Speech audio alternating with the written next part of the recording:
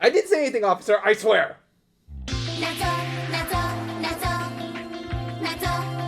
We return to this series with probably my second favorite opening of the franchise. Yeah, my actual favorite will come a little later, but I still really like this song, especially the opening beats, as if you could tell by the thumbnail music. It was well sung by the Milky Holmes girls themselves, who also got some pretty nice little animations to get across their general, or really most of their personalities. Cheryl was a laughing idiot, Ellie tried her hardest to hide her pervy side, Nero was a green little goblin, and Cordelia was perfectly fine and not trying to hide her dangerously spastic side. Though on that note, the highlight of this whole opening was the sequence animated by Toshiyuki Sato, who we actually saw a little bit in the first season, and are going to see a whole lot more in this season. Needless to say, he's a very talented animator, doing what I would call epically wacky sequences. He seems to have a preference for comedy scenes, hence why he worked on this show, but he can also do straightforward action. Thus, of course, his magnum opus did come from JoJo's Bizarre Adventure with this little sequence. What the hell? Oh yeah, and he also did like something for Dio. It's probably not all that important. So with all of that great build up, I guess we could look forward to seeing our heroines back in top form for the second act of the show.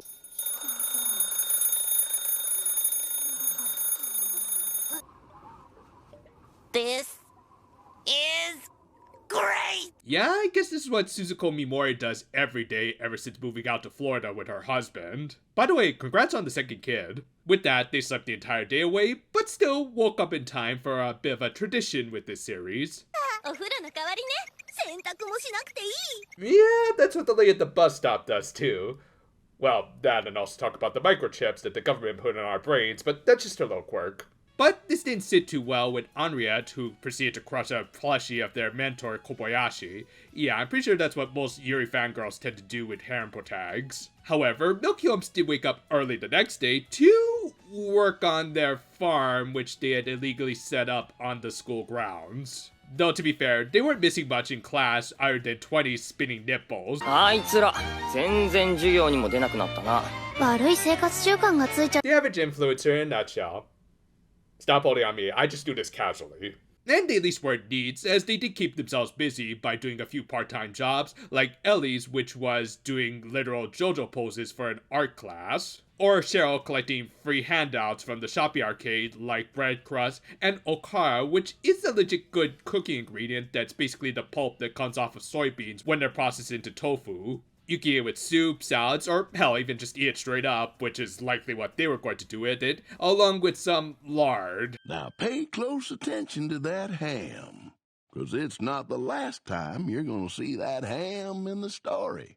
Obviously, it was all extra stuff that the vendors didn't really need, but you know, y'all could at least buy something too. The ultimate fate of social influencers.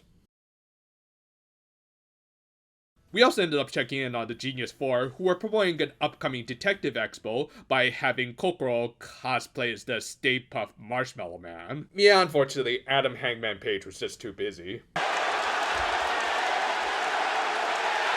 my god!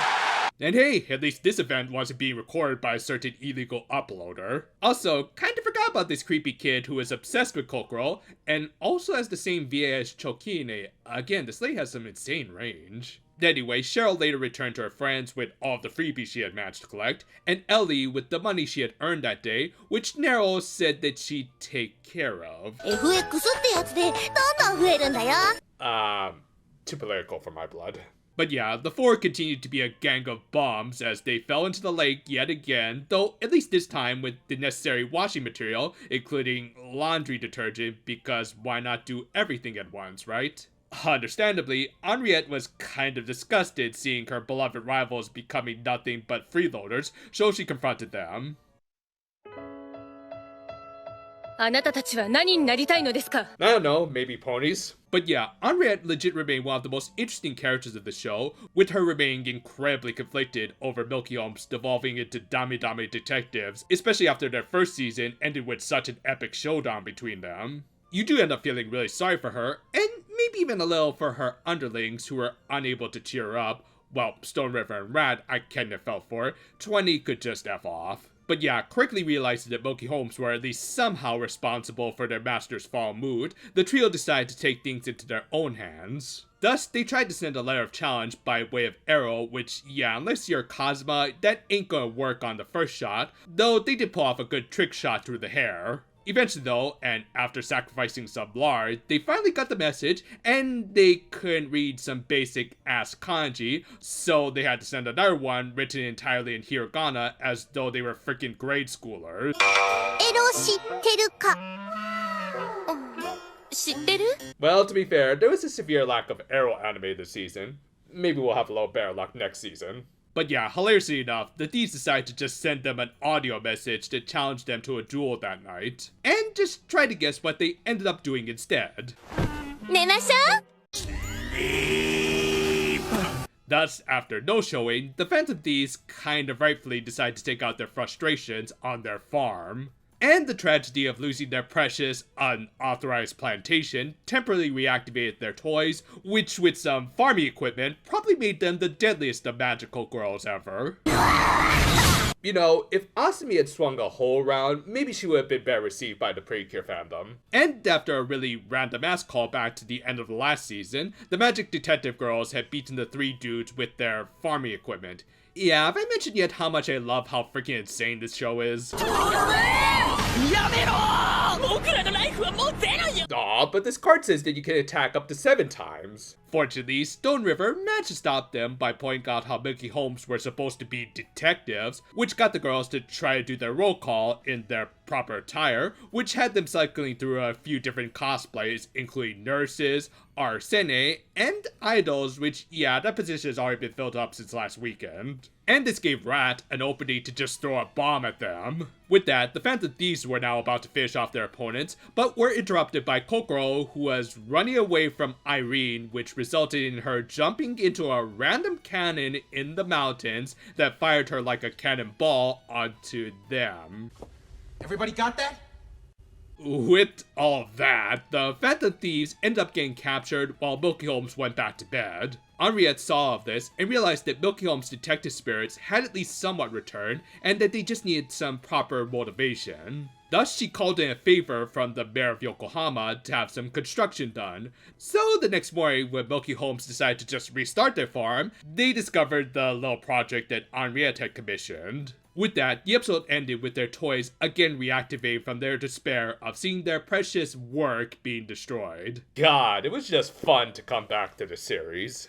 While Milky Holmes remained entertainingly stupid idiots, the Phantom Empire helped to ground the story enough that it also leads to some great back and forth comedy and over-the-top action. It's just a good old brain rot that I'll admit I've kind of developed a taste for in the past few years.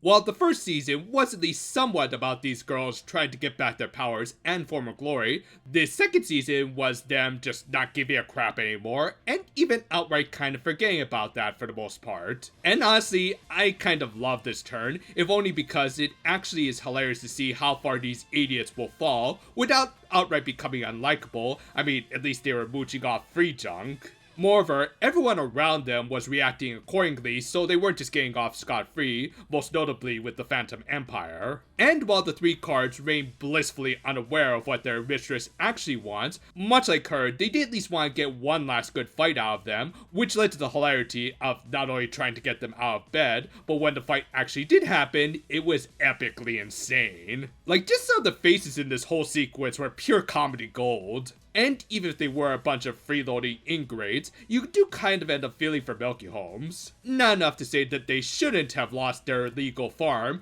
but enough that you're invested in the insanity of this epic battle between thieves and farmers. It's overall the kind of brain rot that I've developed a taste for, and am glad to have come back to with this second season. While their precious farm may be gone, at least these girls still have their lovable kitty and chick, at least they still have their cat. Thanks for watching, and I don't think it should be too much of a mystery on how you can find some more content on this channel. The spring 2025 anime season is just around the corner, which means a new show, as well as saying farewell to 2 other shows that thankfully really frees up my schedule. Look forward to whatever comes next. Until then though, farewell for now my friends, and Here's some sesame seeds. I'm sure you can figure out something to do with that.